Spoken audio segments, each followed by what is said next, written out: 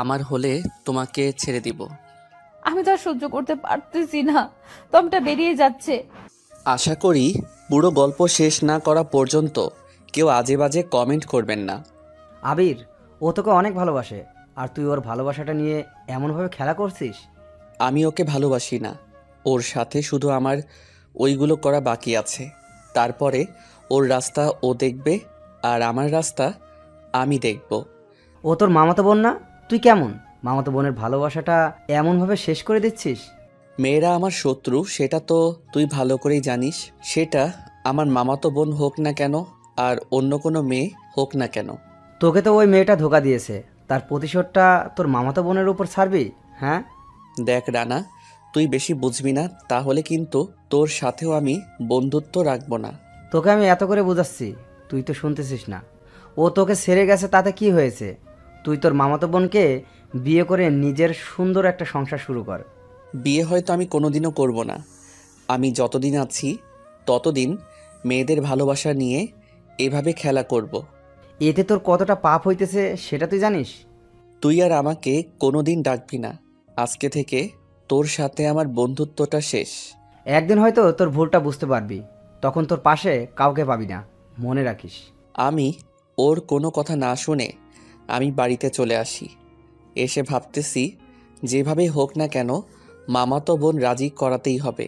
আমি আমার মামাতো বোনের কাছে চলে এসে দেখি ও রান্না করতেছে, তাই আমি গিয়ে ওর শাড়ি পরা ছিল, ওর শাড়ির উপর দিয়ে আমার হাত ঢুকিয়ে দিলাম। সেটা দেখে ও লাফ দিয়ে উঠল। আমি ওর পেটে ধরে চাপ দিয়ে আমার কাছে নিয়ে আসি। আবির, এগুলো কি করতেছো? আমি বলছি না তুমি আমাকে কোনো সময় এমন ভাবে স্পর্শ করবা না। আমি তোমার বয়ফ্রেন্ড, আমার স্পর্শ কি তোমার একটু ভালো লাগে না? তা না, আমার এগুলো অনেক খারাপ লাগতেছে, ছাড়ো বলছি। এই তোমার ভালোবাসা? জানতাম তুমি আমাকে ভালোবাসো না। তুমি যেভাবে আমাকে স্পর্শ করতেছো এমন ভাবে করা ঠিক না, তাই বলছি। এটা বলার পরে আবির আমাকে রান্নাঘরের সামনে একটা টেবিল ছিল ওখানে উঠিয়ে দেয়। তারপরে আমার মাথা টান দিয়ে তার কাছে নিয়ে যায়। তারপরে আমার পুরো শরীর আঁকড়ে ধরলো। তারপরে আমার ঠোঁটের সাথে তার ঠোঁট এক করে দিল। আমি জোর করে ছাড়ানোর চেষ্টা করতেছি, কিন্তু পারতেছি না। আমি ওকে জোরে ধাক্কা দিয়ে অন্য পাশে ফেলে দিলাম। দেখতে পেলাম ও অন্য পাশে পড়ে গেছে। ছি ছি আবির, তুমি আমার অনুমতি না দিয়ে আমাকে এমন ভাবে কিস করলা কেন? আমি তোমার বয়ফ্রেন্ড, আমি কি তোমাকে কিস করতে পারি না? তোমাকে আমি আগেই বলে দিয়েছি, বিয়ের আগে আমাকে তুমি এমন ভাবে আমার শরীর স্পর্শ করবা না। এই তোর ভালোবাসা? থাক, তুই তোর সাথে আমার ব্রেকআপ। আবির কি বলো? আমার শরীর স্পর্শ না করতে দিলেই বলো যে ব্রেকআপ? আমি আমার কথা তোকে বলে দিয়েছি, আর কোনো দিন তুই আমার সাথে কথা বলবি না। তোমার সাথে কথা না বলতে পারলে আমি মরে যাব। আমার সাথে রিলেশন রাখলে তোর শরীর আমাকে স্পর্শ করতে দিতে হবে, তা না হলে তোর পথ তুই দেখ, আমারটা আমি দেখি। আবির, তুমি তো এমন ছিল না। কিছুদিন ধরে দেখতেছি আমার শরীরের উপরে তোমার এত লালসা কেন? সেটা আমি তোকে বলতে চাই না, শুধু এটা জেনে রাখ, তোরা মেয়েরা ভালো না। একটা ছেলের জীবন কেমনভাবে নষ্ট করতে হয় সেটা তোরা ভালো করেই জানিস। আমি কিভাবে তোমার জীবনটা নষ্ট করে দিলাম বলো? আবির আমাকে কিছু না বলে আবারও বাইরে চলে গেল। আমি ওখানে বসে কান্না করে দিলাম। তাহলে সত্যি ও আমার সাথে ব্রেকআপ করে দিল? তাহলে আমি তো আর বাঁচবো না। ও হয়তো জানে না আমি ওকে কতটা ভালোবাসি। আমি কোন রকম রান্নাটা শেষ করে বিছানায় চলে আসি। বিছানায় বসে আরো কিছুক্ষণ চোখের পানি ফেললাম। এর ভেতরে আবিরের গলা শুনতে পেলাম, তাই আমি ওর কাছে চলে আসি। এসে ওর পা জড়িয়ে ধরে বললাম, আবির সরি, সকালবেলা তোমার সাথে এমন দুর্ব্যবহার করার জন্য। তোর সাথে আমার কোনো কথা বলার মুড নাই, তুই এখান থেকে চলে যা। আমি তোমার পা ছাড়বো না যতক্ষণ তুমি আমাকে আবারও ভালো না বাসবে। ফারজানা, এখান থেকে যা। আমি যাব না। আচ্ছা, আমি তোকে ভালোবাসি, এখন যা তো। আমি ওর পা ছেড়ে দিয়ে বললাম, সকাল থেকে কিছু খাওনি, রান্না হয়েছে, এখন খেয়ে নাও। তুমি যাও, আমি পরে খাবো। আমি তোমার সাথে খাবো, চলো। এটা বলার পরে আবিরও আমার সাথে খেতে চলে আসে। খাওয়ার পরে ও চলে গেল। যেভাবে হোক না কেন ওকে আজকের ভিতরে রাজি করাতেই হবে, কালকে আবার আম্মু এসে পড়বে, পরে কিছুই আর হবে না। আমি তো ওর সাথে এসব করবই, তাতে আমার যেটুকু কষ্ট করা লাগে না কেন। আজ রাতটা আমার কাছে অনেক দামি, আর এই রাতে যা হওয়ার হবে। রাতের বেলা গল্পের বই পড়তেছি আর গল্পের বই পড়ার ভেতরে আবিরের কথা ভাবতেছি। এর ভেতরে আবির এসে আমার পাশে বসলো। আমি বললাম, রাতের খাবার খাবে, দিব? না, আসলে ফারজান আমার খুব উইশ করতে ইচ্ছে করতেছে। আবির কি বলছে সেটা আমি বুঝতে পারছি, তবুও না বোঝার ভান করলাম। চলো তোমাকে খেতে দিই। আমার কথাটার আগে উত্তর দাও, তারপরে খাবো, না হয় আজ আর কিছুই খাবো না। কি ভালো করে বুঝিয়ে বলো। আমি তোমাকে অন্যভাবে স্পর্শ করতে চাই। আবির, তুমি আগে এসবের আবদার করেছো, সেটা হয়তো আমি কোনোদিনও দিতে পারবো না। আমাকে তুমি ভালোবাসো না জানতাম। তুমি আমাকে ভালোবাসো না? আবির, তোমাকে যদি আমি ভালো না বাসতাম তাহলে তোমার সাথে আমি এমন ভাবে বারবার নত হতাম না। অত সব আমি কিছু জানি না। তুমি তোমাকে স্পর্শ করতে দিবা কি না? আবির, তুমি এমন ভাবে আমাকে জোর করো না প্লিজ। একটাবার আমি তোমার সাথে এগুলা করতে চাই, একটু বোঝো তুমি। না হয় আমি কিন্তু চলে গেলাম, হয়তো কোনোদিন আমার ভিতরে তুমিটা খুঁজে পাবে না, আর আমাকে হারিয়েও ফেলতে পারো। এটা বলে বলে আবির চলে যাওয়া শুরু করলো। আমি ওকে হাত টেনে বসিয়ে বললাম, তুমি কোথাও যেও না, আমি রাজি। কথাটা শোনা মাত্রই আমি ওর উপরে ঝাঁপিয়ে পড়ি। তারপরে ওর সারা শরীরে আমার হাত দিয়ে স্পর্শ করা শুরু করে দিলাম। কিছুক্ষণ পরে আবির এসে আমার গায়ের জামা কাপড় খুলে ফেললো। তা দেখে আমার অনেক খারাপ লাগতেছে। ভালোবাসার জন্য আজ আমি নিজের শরীরটাকে কাছে বিলিয়ে দিতেছি। বুকের উপরে হাত দিয়ে রেখো না, এমন লজ্জা পেতে নাই। আবির, আমার ভীষণ পরিমাণ খারাপ লাগতেছে। কিছুক্ষণ পরে তোমার অনেক ভালো লাগবে, যখন আমি তোমাকে একটু অন্যভাবে স্পর্শ করব। এখন যেটা বলছি সেটা শোনো। বুকের উপর থেকে হাত নামিয়ে নাও। ওর কথা মতো আমি হাতটা নিচে নামিয়ে দিলাম। এরপরে আমার পুরো শরীরটা নিজের দখলে নিয়ে যায়। আমার চোখ দিয়ে পানি পড়তেছে আর কষ্টের কারণে বুকটা ফেটে যাচ্ছে। ভালোবাসাটা কি এমন, যার জন্য আজ আমি এই পরিস্থিতিতে এসে গেলাম? এমনভাবে নড়তে আসছো কেন? আমার খুব কষ্ট হইতেছে। ওয়েট, এখন তোমাকে আমার সর্বোচ্চটা দিয়ে আদর করব। আমি ওকে আমার উপরে বসিয়ে তারপরে ওর শরীরের উপরে ঝাঁপিয়ে পড়ি। আবির, আমার খুব কষ্ট হইতেছে। তোমার কি হয়েছে? আমার হলে তোমাকে ছেড়ে দিব। আমি তো আর সহ্য করতে পারতেছি না, দমটা বেরিয়ে যাচ্ছে। এইভাবে অনেকক্ষণ থাকার পরে আবির আমাকে ছেড়ে দিল। ও ছাড়ার পরে আমি উঠে বসে যাই। এখন যা, গোসল করে নাও, আর আমি করে নিব। আমি ওকে জড়িয়ে ধরে বললাম, আবির, তুমি আমাকে আর কোনো কষ্ট দিও না, আর এভাবে আমার সাথে করো না। মনে মনে ভাবলাম, তোকে তো আজই মুক্তি করে দিলাম, ওকে তোমাকে আর কোনো কষ্ট দিব না। আমি তোমাকে আমার নিজের জীবনের থেকেও বেশি ভালোবাসি। এসব কথা এখন থাক, এখন গিয়ে ফ্রেশ হয়ে নাও। ঠিক আছে, আমি ওয়াশরুমে চলে যাব। এমন সময় আবিরের ডাক। ফারজানা, 72 ঘন্টার ভিতরে পিল খেয়ে নিও, না হয় কিন্তু পরবর্তীতে সমস্যায় পড়তে হবে। ঠিক আছে, আমি খেয়ে নিব। তোমার মুখ থেকে আমাকে একটিবার বলবা যে ভালোবাসো? আচ্ছা, পরে বলবো। এখন এখান থেকে যাও, আমি ফ্রেশ হব। তুমিও হয় অনেক রাত হয়ে গেছে, ঘুমাতে হবে না? আমি ওয়াশরুমে চলে আসি, এসে ফ্রেশ হয়ে নিলাম, কিন্তু আমি কিছুই ভেবে পাচ্ছি না ওর সাথে আমি এগুলো কি করলাম। আমি আমার বিছানায় চলে আসি, কিন্তু আমার ঘুম আসতেছে না। আজকের ঘটনাটা আমাকে কুড়ে কুড়ে খাচ্ছে। এখন আসুন আমাদের পরিচয়টা দিয়ে দেই। আমি হলাম ফারজানা, ইন্টার সেকেন্ড ইয়ারে পড়তেছি। আর আজকে যে আমার সাথে এসব করছিল সে হলো আবির, আমার ফুফাতো ভাই। আমি ওকে ছোটবেলা থেকে পছন্দ করতাম। কিছুদিন আগে ওকে আমি নিজেই প্রপোজ করি। নিজের ভেতরে এটা আর লুকিয়ে রাখতে পারলাম না, তাই ওকে বলে দিয়েছিলাম। ও কিছু না ভেবে আমার ভালোবাসাটা গ্রহণ করেছিল। আর আজ যেটা ও আমার সাথে করলো সেটা হয়তো আমি জীবনেও ভাবতে পারিনি। ও আগে এমন ছিল না। ছেলেদের মন হয়তো পরিবর্তন হতে সময় লাগে না। আমি ওকে খুব ভালোবাসি, তাই ওর প্রস্তাবে রাজি হয়ে যাই। আর তারপরের ঘটনা তো আপনারা জানেনই কি হয়েছিল। কালকে আবার ঢাকা থেকে ফুপু আসবে, তারপরে আমাকে বাড়িতে চলে যেতে হবে। আমি কিছু না খেয়ে ঘুমিয়ে পড়লাম। আমি রাতের বেলা ছাদে চলে আসি, এসে তারার দিকে তাকিয়ে বলতেছি, কেন তুমি আমার সাথে এমন করলে? তোমাকে আমি ভুলতে পারতেছি না। পকেটে তামাক ছিল, তাই ওইটা বের করে সিগারেট ভরলাম, তারপরে আগুন ধরিয়ে দিলাম। পুরনো দিনের কথা মনে পড়তেই আমার চোখ দিয়ে পানি পড়া শুরু করলো। আমি সারা রাতটাই ছাদে শুয়েছিলাম। সকালবেলা রুমে চলে আসি, এসে শুয়ে পড়লাম। কিছু সময় পরে ফারজানা আসলো। তোমার তো তাড়াতাড়ি ঘুম ভাঙলো কি করে? জানি না, কিছু কি বলবা? ফুফু মনে হয় বাস স্ট্যান্ডের কাছে এসে পড়েছে, তাই আমার এখন যেতে হবে। সে আসলে চলে যাবা নাকি এখনই চলে যাবা? তুমি কি আমাকে তাড়িয়ে দিচ্ছ? তাড়াবো কেন? এর ভিতরে আম্মুর গলা শুনতে পেলাম। ফারজানা গিয়ে দরজা খুলে দিল। কিছুক্ষণ পরে ও আসলো আমার কাছে। আবির ফুফু আসছে, আমাকে এখন বাড়িতে যেতে হবে।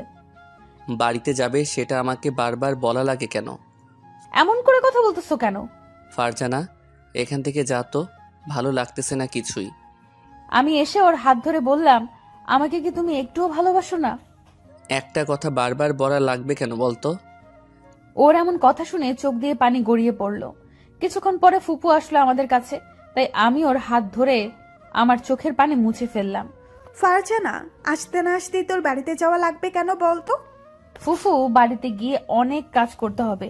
শুনছি আমাদের নাকি অ্যাসাইনমেন্ট দেওয়া শুরু হয়েছে, তাই ওগুলো লিখে জমা দিতে হবে। আবার আসবি কবে বলতো? আসি কবে তা আমি নিজেও জানি না। তুমি ভালো থেকো। আর তোর আব্বুকে আসতে বলছিস? ভাইয়াটা কি আমাকে ভুলে গেছে? না ফুফু, অফিসের কাজ করে তো তাই আব্বু সারাদিনই বিজি থাকে। ফুফুর সাথে আরো কিছুক্ষণ কথা বলে তাকে পাঠিয়ে দিলাম। এর ভেতরে আবির উঠে যাচ্ছে, তাই আমি বললাম, আবির আমাকে একটু গাড়িতে উঠিয়ে দিয়ে আসবে? আমার উঠিয়ে দিয়ে আসা লাগবে কেন? একা একা যেতে পারো না? আমি তোমাকে এগিয়ে দিতে পারবো না। ও আচ্ছা, আমি আসি। আর ফোন দিলে একটু রিসিভ করো। যতই তোমাকে ছেড়ে বাড়িতে থাকি না কেন, আমার মনটা এখানেই পড়ে থাকে। তোর নাটক একটু বন্ধ কর। এসব শুনতে আর ভালো লাগতেছে না। তোদের মতো মেয়েরা একটু নাটক বেশি ভালো করতে পারে। আমার ভালোবাসা তোমার কাছে নাটক মনে হয়? আমি ওকে রুম থেকে বের করে দিয়ে দরজা আটকিয়ে দিলাম। সেটা দেখে ও কান্না করে দিল। ও কাঁদলে আমার কি? ওদের মতো মেয়েরা ভালোবাসা নিয়ে এমনভাবেই নাটক করতে পারে। এখন যদি কেউ আমাকে বলে তোমাকে ছাড়া বাঁচবো না, তখন আমার অনেক হাসি পায়। আর ওর ভালোবাসার নাটক দেখে আমারও অনেক হাসি পায়। কিছুক্ষণ পরে শুনলাম আম্মুর ডাক। আবির, দরজা খোল। দরজা খুলে দেবার পরে ফারজানা এমন ভাবে কেটে গেল কেন? তুই ওকে কিছু বলছিস? না তো। ও, ওকে তুই গাড়িতে উঠিয়ে দিয়ে আসতে পারতি। ও একা একাই যেতে পারবে, আমার উঠিয়ে দেওয়া লাগবে না। কিছুক্ষণ পরে আম্মু চলে গেল, তাই আমি বিছানাতে এসে আমার গা এলিয়ে দিলাম। এর ভিতরে রানার ফোন, তাই ওর নাম্বার দেখে আমি কেটে দিলাম। বারবার দেবার পরে আমি ফোনটা বন্ধ করে রাখলাম। আর ভাবতেছি কারো কাছ থেকে আমার জ্ঞান নিতে হবে না। আমি আমার মতো এমনভাবেই থাকতে চাই। আমি ঘুমিয়ে পড়লাম। সারা পথটা আমি চোখের পানি ফেলতে ফেলতে আসলাম। কেন ও আমার ভালোবাসা নিয়ে এমন করতেছে? আমি বাড়িতে এসে পড়ি। আসার পরে আমার চোখের পানি দেখে আম্মু বারবার জিজ্ঞেস করছিল কি হয়েছে, বাট আমি তাদের কিছুই বলিনি। রাতের বেলা আবিরকে ফোন দিতেছি কিন্তু রিসিভ করতেছে না। অনেকবার দেবার পরে ও রিসিভ করলো। বাড়িতে গেছো ভালো কথা, আমাকে ফোন দিয়ে এমনভাবে কেন বিরক্ত করতেছো? কেন, এখন কি আমাকে আর তোমার ভালো লাগে না? ফারজানা, ফোন রাখো তো, আমি বিজি আছি। আমার শরীর পেয়ে গেছো তাই আমাকে এখন আর ভালো লাগে না? তুই যেটা ভাবো সেটাই। এটা বলে আবির ফোনটা কেটে দিল। তখন আমার বুক ফেটে কান্না আসছিল, তবুও নিজেকে সামলিয়ে নিলাম। দেখতে দেখতে 6 মাস কেটে গেল। এতদিন আবিরকে ফোন দিলেই আমার সাথে রাগী ভাবে কথা আর সহজে ফোন রিসিভ করতো না। কিছুদিন ধরে লক্ষ্য করতেছি আমার পেট বেড়ে যাচ্ছে। নিজের কাছে সন্দেহ লাগা শুরু করলো। হঠাৎ এটা হবার কারণ, তাই আমি আমার একটা বান্ধবীকে নিয়ে হসপিটালে চলে আসি। আসার পরে কিছু টেস্টের রিপোর্ট পেয়ে আমি তো চমকে উঠি। আমার পেটে নাকি 6 মাসের বাচ্চা। সেটা শুনে আমার বান্ধবী বলল এটা কার। আমি ওকে কিছু না বলে বাড়িতে চলে আসি। আসার পরে আবিরকে ফোন দিলাম, বারবার দেবার পরে রিসিভ করলো। কি বলবি বল, আমি এক জায়গায় আসছি। আবির একটা ঘটনা ঘটে গেছে, আমি মা হতে চলেছি। কি বলতে আসছিস এইগুলা? এটা বাবাকে তুমি বললেই হলো নাকি? আর আমি তোকে সেদিন পিল খেতে বলছিলাম না? আবির, আমার খেতে মনে ছিল না, এখন আমি কি করব বলো? সেটা আমি জানি কি। তুমি জানো না মানে? এখন আমি এই পেটে বাচ্চা কি করব? এই আমি রাখি, তোর সাথে কথা বলতে চাই না। আবির শোনো, এটা যদি মানুষ শোনে আমি সমাজে মুখ দেখাতে পারবো না। চলো আমরা আজ কি বিয়ে করি। শোন, আমি হয়তো কোনোদিনও বিয়ে করব না, আর তোকে আমি বিয়ে করব না। তাহলে আমার কি হবে বলো? আমি জানি কি। আবির আমার কোনো কথা না শুনে ফোনটা কেটে দিল। আমি ওখানে বসেই কান্নায় ভেঙে পড়ি। আর ভাবতেছি যেভাবেই হোক না কেন এই বাচ্চা আসার আগে ওকে বিয়ে করতে হবে, তা না হলে আমি নিজেকে শেষ করে দিব। আমি কিছু না ভেবে বিকেল বেলাতে ফুফু বাড়িতে এসে পড়ি। আমাকে দেখে আবির অনেক ঝগড়া করলো, তা দেখে ফুফু ওর গালে দুটো চড় মারলো। এখন পর্যন্ত কেউই কিছু জানে না। রাতের বেলা আমি আবিরের রুমে চলে আসি। কি হয়েছে? বিকেলবেলা তুই আমাকে মার খাইয়েও তোর মন ভরেনি? আমি তার জন্য সরি আবির, চলো বিয়ে করি, না হয় আমি শেষ হয়ে যাব। নাটক করবি না। আমি বলছি না তোকে বিয়ে করব না। একবার বলো বিয়ে করবে না। না। এটা বলার পরে আমি আমার জামার হাতার কাছ থেকে ছিঁড়ে ফেলি। ওকে জড়িয়ে ধরে ফুফুকে জোরে ডাক দিলাম, বাঁচাও ফুফু, কই তুমি? ফারজানা, এটা কি করতে আসিস? এর ভেতরে ফুফু চলে আসলো আর এসেই আমার কাছে প্রশ্ন করা শুরু করে দিল। ফারজানা, কি হয়েছে তোর? দেখো ফুফু, আবির ভাইয়া আমাকে রুমে ডেকে এনে আমার জামাটা ছিঁড়ে ফেলছে, তার উপর আমার শরীরে স্পর্শ করেছে। আবির, এসব কি শুনতেছি? আম্মু, এসব সবকিছু মিথ্যা। মিথ্যা মানে কি? তুই এমন হয়ে গেছিস? ফুফু, আমি এখন কি করব বলো? ওর সাথে আমাকে এখন বিয়ে দিয়ে দাও, না হয় তুমি কি করবে নিজেই ভাবো। আমি ওর সাথে তোর বিয়ে দেব। আমি এখনই তোর আব্বুকে ফোন দিচ্ছি। দেখো আম্মু, এইগুলো সব মিথ্যা। আর আমি এখন বিয়ে করতে চাই না। হয়তো আমি আর কোনোদিন বিয়ে করব না, এটাই আমার শেষ কথা। বিয়ে করবি না মানে? এটা বলে ফুফু ওকে আবারও মারতে চলে যায়, কিন্তু আমি তার হাত টেনে ধরি। ফুফু চলে গেল আর আবির আমার দিকে রাগী ভাবে তাকিয়ে চলে গেল। আমি রুমে চলে আসি, বুকের ভেতরে ব্যথা করতেছে। কেন আমার সাথে এমন হলো? আমি তো ওর কাছ থেকে একটু ভালোবাসায় আবদার করেছিলাম, তার জন্য ও আমাকে এত বড় কষ্ট আর শাস্তি দেবে এটা হয়তো আমি কোনো দিন ভাবতেও পারিনি। পরের দিন দুই পরিবারের মতে আমাদের বিয়ে দিয়ে দেওয়া হলো। আমি বাসর ঘরে বসে আছি, অনেকক্ষণ পরে আবির আসলো, তাই আমি ওর কাছে চলে আসি। এসে সালাম দেবার আগেই ওর পা সরিয়ে নিল। নাটক করে তো ভালোই বিয়ে করতে পারছিস। এছাড়া আমার আর কোনো লাইন ছিল না। আমার পেটে বাচ্চা খুব তাড়াতাড়ি এই দুনিয়াতে আসছে, তাই তোমার সাথে এমন করছি। এমন করলেই কি বুঝবি আমি তোকে মেনে নিব? শোন, তোকে আমি বউ বলে মানি না। আবির, তুমি কেন আমার পবিত্র ভালোবাসাটা নিয়ে এমন অভিনয় করলা? তুমি আমাকে ভালোবাসতে পারবে না এটা বললেই হতো, তাহলে আমি তোমাকে প্রপোজ করতাম না আর এতটা ভালোবাসতাম না। শোন, এগুলো কিছুই না। মানুষ মানুষের সাথে কিভাবে নাটক করে তা আমাকে শিখাতে আসিস না। আমি এতটা ভালোবাসার পরে কেমন আমার সাথে এমন করলো তা আমি ভেবে পাচ্ছি না। কেন, তুমি কি কাউকে ভালোবাসছিলা? আর কেই বা তোমার সাথে নাটক করছে? জানি না। শোন, আমার সাথে ঘুমাতে পারিস, কিন্তু আমাকে কোনোদিনও টাচ করবি না। আর আমিও তোকে টাচ করতে চাই না। আবির, এগুলো কি বলতেছো? একদম চুপ, কোনো কথা বলবি না। এটা বলে আবির শুয়ে পড়লো আর আমি ওর পাশে শুয়ে পড়লাম। কেন আমার জীবনটা এমন ভাবে নিজেই শেষ করে দিলাম? কেন আমি এমন ভুল করলাম? আমি শুয়ে পড়লাম, মাঝরাতে হঠাৎ কিছু একটার গন্ধ নাকে আসলো।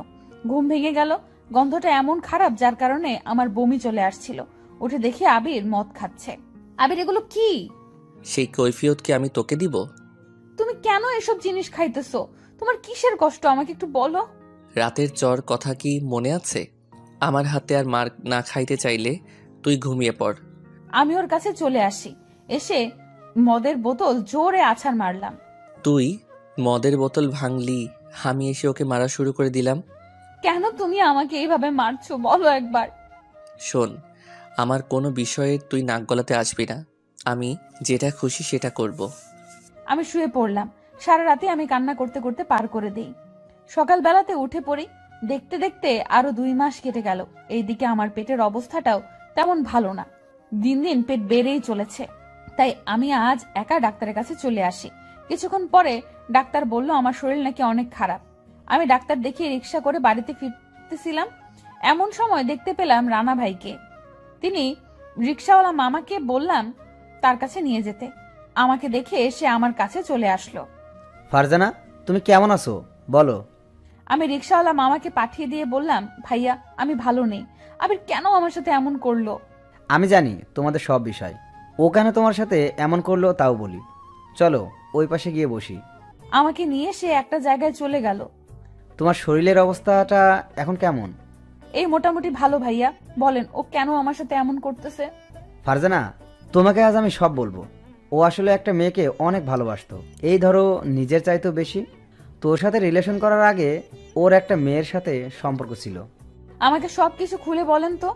তাহলে বলি সব তোমাকে। আমরা দুইজন সেই দিন বৈশাখে মেলা দেখতে গিয়েছিলাম। মেলা দেখতে দেখতে হঠাৎ বৈশাখে ঝড় শুরু হয়। যে যেভাবে পারছে সে সেইভাবে ছুটছিল। হঠাৎ আবিরের মুখে একটা উড়না উড়ে এসে মুখে আটকে যায়। ও সেটা সরাতে না সরাতে মেয়েটা আসলো। ভাইয়া এটা আমার ওড়না, দেন প্লিজ। কেন নিজের ওড়নাটা সামলিয়ে রাখতে পারেন না? আরে ভাইয়া, যে ঝড় শুরু হয়েছিল আমি বুঝতে পারিনি। এখন বলেন দিবেন কি না?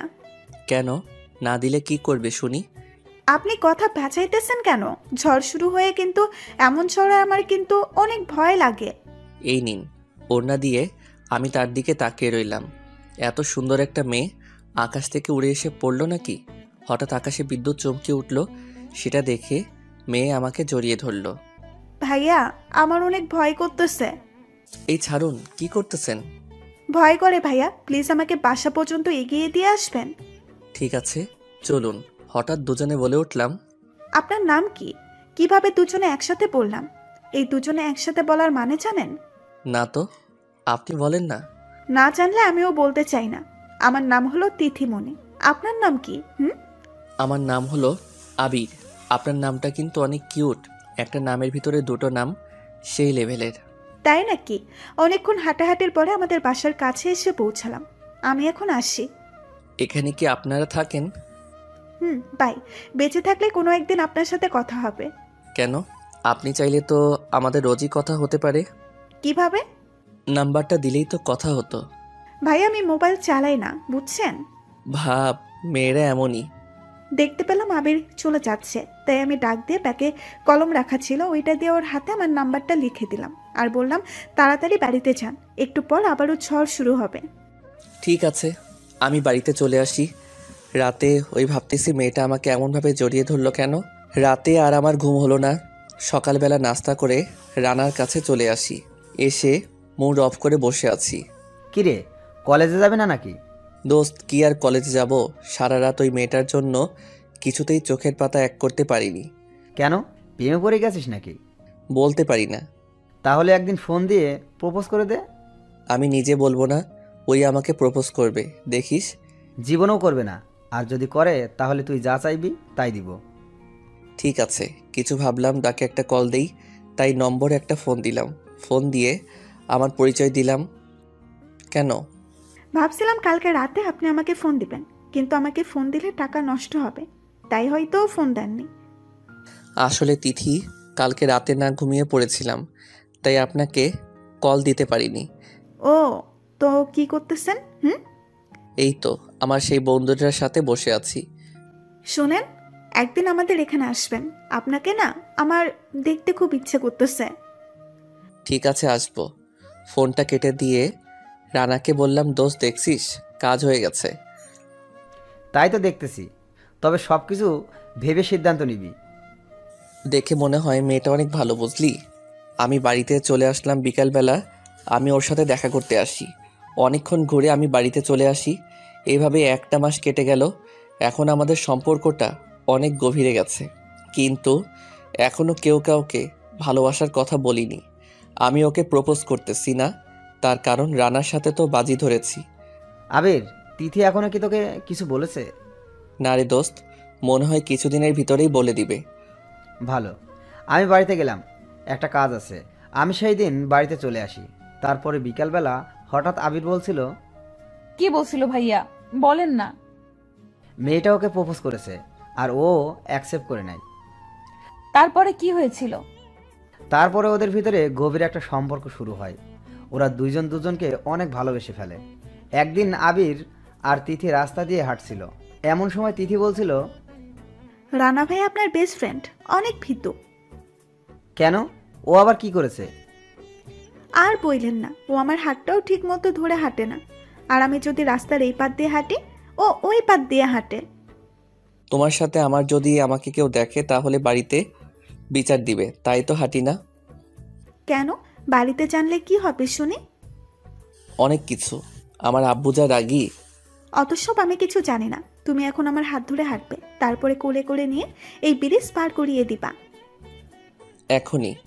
আমি কিন্তু বলছি এক্ষুনি আবির এসে আমার হাত ধরে। এক পর্যায়ে আমার রাগের কারণে ও আমাকে কোলেও তুলে নেয়।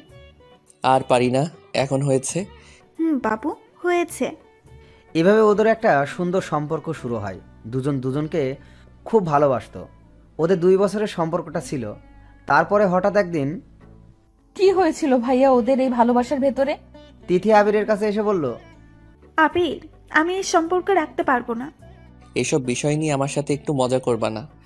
আমি সত্যি বলতেছি। আসলে আবির, আমি যা এতদিন তোমার সাথে করেছি সবটা আমি নিজের সময় কাটানোর জন্য। তোমার সাথে সম্পর্ক হবার আগে আমার একটা সম্পর্ক ছিল, ওর সাথে আমার ভুল বোঝাবুঝি হয়।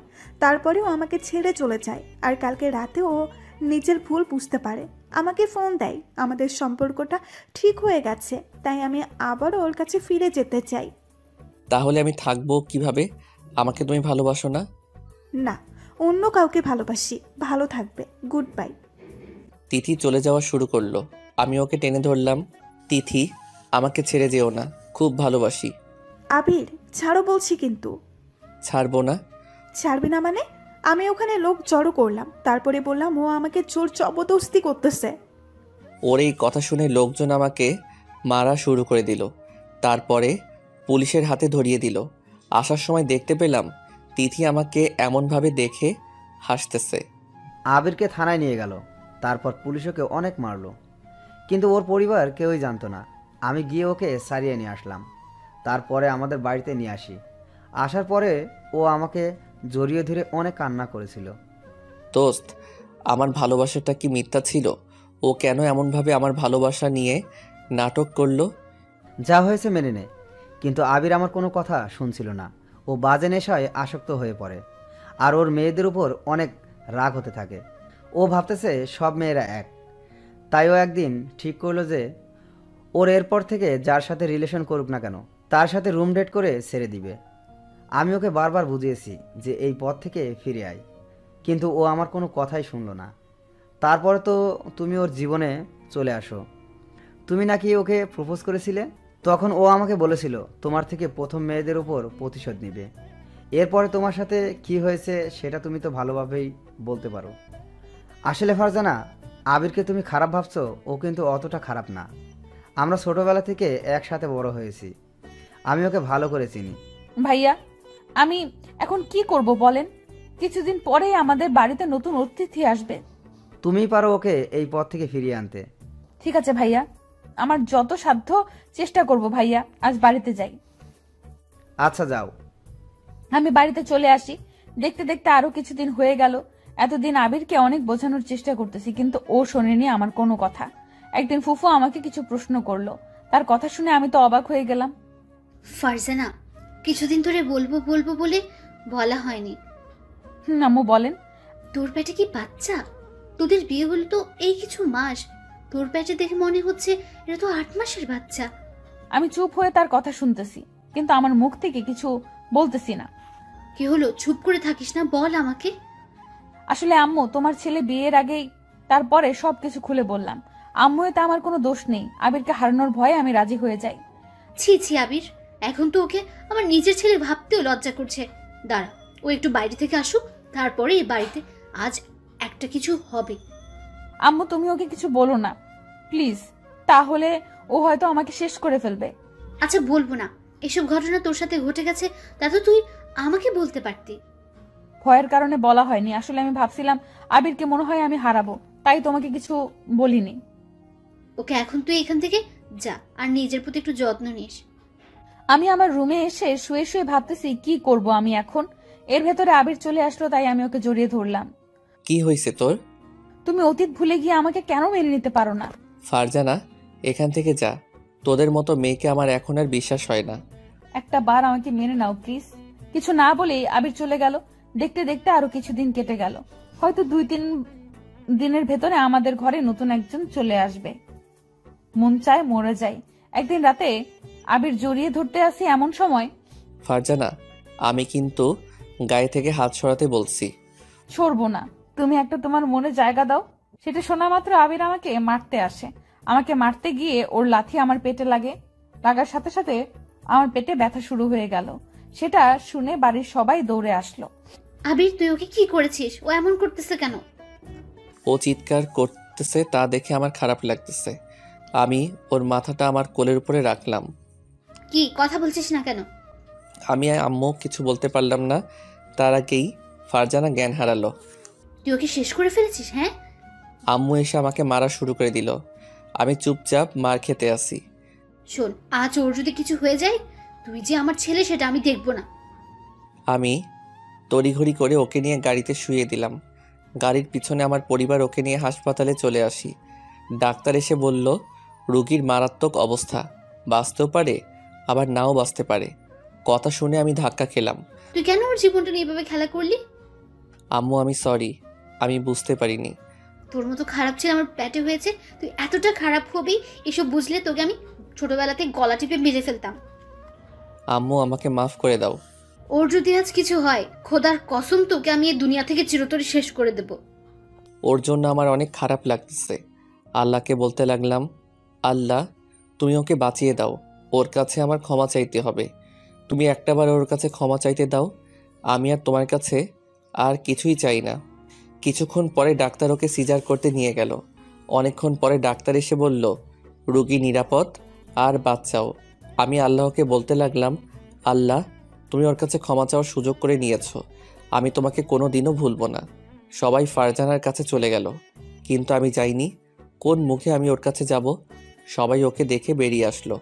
সবাই চলে আসার পরে আমি ভিতরে ঢুকে গেলাম। প্লিজ দয়া করে আপনি ভেতরে আইসেন না, আপনাকে আমার এখন একটুও সহ্য হয় না। আমি ওর কাছে গিয়ে বসে পড়লাম। তারপরে বলা শুরু করে দিলাম, ফারজানা আমাকে ক্ষমা করে দাও। আপনি এখান থেকে একটু যান, আপনি এখানে থাকলে আমি হয়তো আরো অসুস্থ হয়ে পড়বো। ফারজানা একটাবার ক্ষমা করে দাও।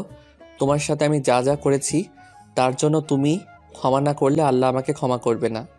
আমি কান্না করতেছি আর আবিরও আমার চোখের দিকে তাকিয়ে বলল, ক্ষমা করো, আমি একজন পাপী। একটাবার সুযোগ দিবে না? তুমি একটা সুযোগ দিলে আমি নিজেকে পরিবর্তন করে দেখাবো, কথা দিলাম।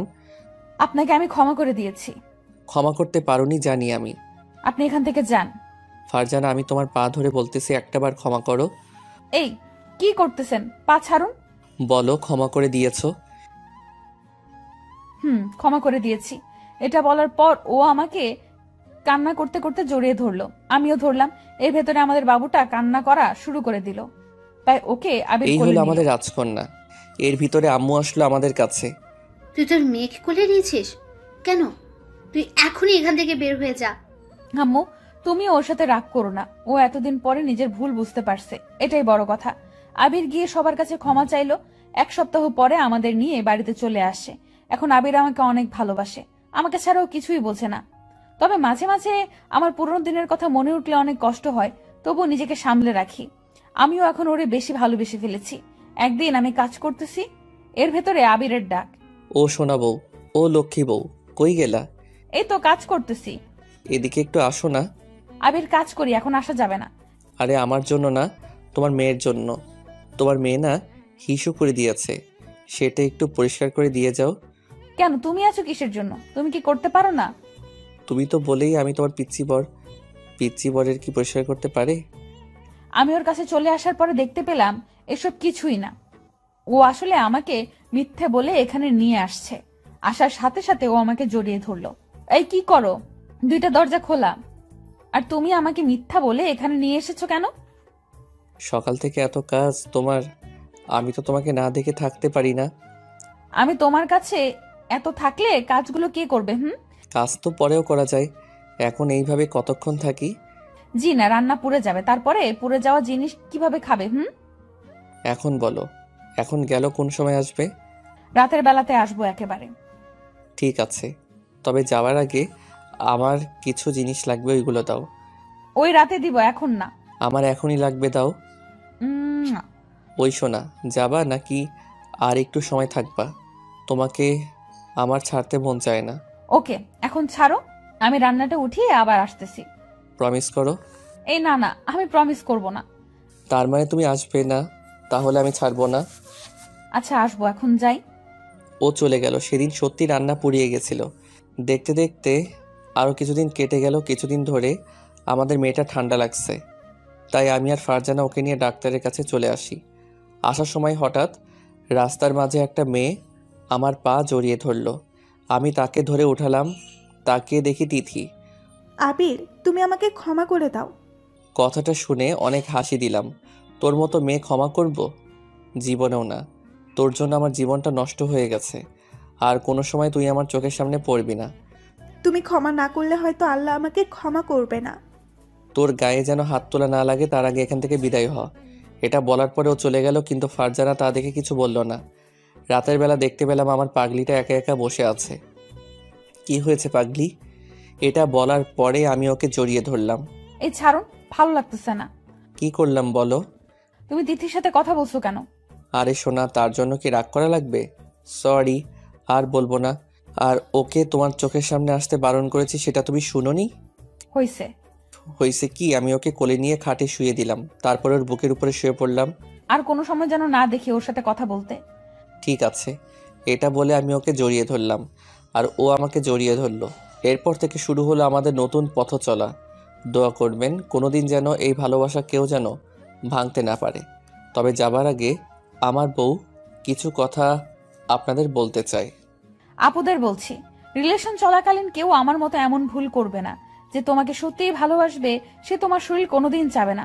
একটা কথা ভুলে যাবেন না, অনেকে কিন্তু ভালোবাসার ফাঁদ পেতে বসে আছে। এমন মিথ্যা ভালোবাসার ফাঁদে কেউ পড়বেন না। দেখা হবে আপনাদের সাথে আবার। ততক্ষণ ভালো থাকবেন, সুস্থ থাকবেন, আর ভালো রাখবেন আপনার ভালোবাসার মানুষটিকে। আর হ্যাঁ, গল্পটি ভালো লাগলে আমাদের চ্যানেলটি সাবস্ক্রাইব করে আমাদের সাথেই থাকবেন। ধন্যবাদ সবাইকে।